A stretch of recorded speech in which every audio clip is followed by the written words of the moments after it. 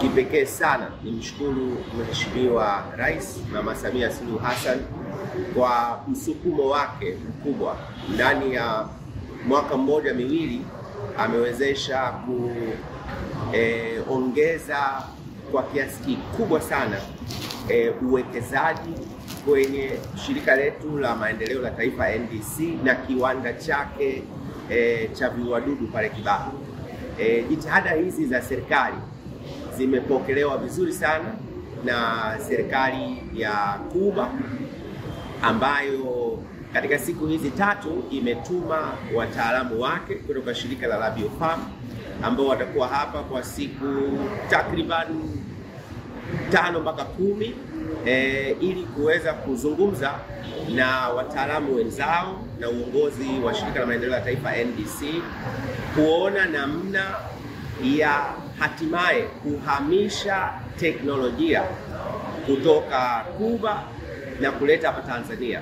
Teknolojia itakayowezesha sasa shirika la maendeleo ya taifa NDC kuweza kuwa wanazalisha wenyewe bidhaa zifuatazo. Moja ni bidhaa yetu ya viuadudu ambayo ina mchango mkubwa kabisa duniani kwenye kupambana na viluilui wa mbu wanaosababisha malaria na magonjwa mengine.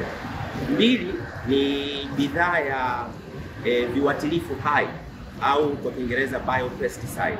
Hivi ni viuatilifu hai ambavyo vinapambana na wadudu waharibifu wa mazao ya kilimo, na ni bidhaa ambayo haina sumu na haina madhara kwa binadamu. Kwa tunapozungumza kilimo na upuliziaji wa viuatilifu hai, ni viuatilifu ambavyo vinapambana na wadudu waharibifu, lakini vinaacha afya ya watu wetu wa Tanzania wakulima ikiwa salama kabisa.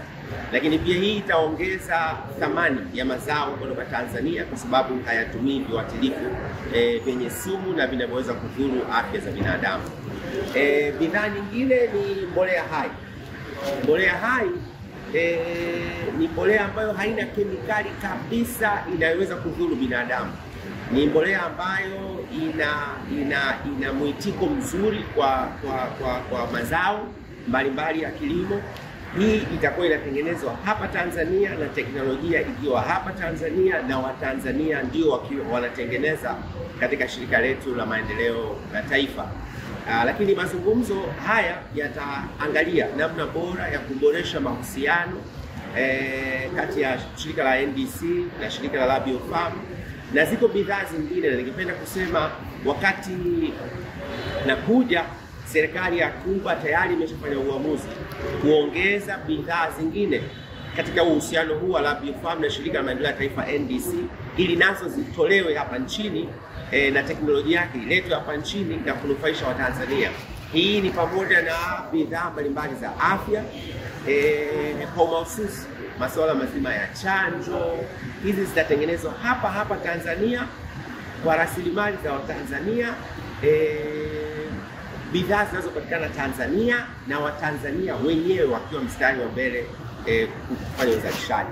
Mwisho, hivi karibuni tulikuwa tuna ujio wa wataalamu wa Cuba kuja kushirikiana na wataalamu hapa Tanzania ili kutoka na suluhu ya mimea vamizi katika mbuga zetu.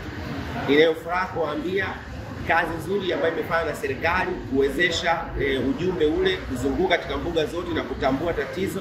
Kwa upande wa Cuba tayari wameshapiga hatua na tayari wameshatoka na bidhaa ambayo inaweza kuangamiza mimea vamizi katika mbuga zetu, na napenda kuwajulisha bidhaa hii itakuwa pia ndani ya uhusiano wa shirika la maendeleo ya taifa pamoja na shirika la LabioPharm kutoka upande wa kule Cuba. Kwa hiyo nipende kuwahakikishia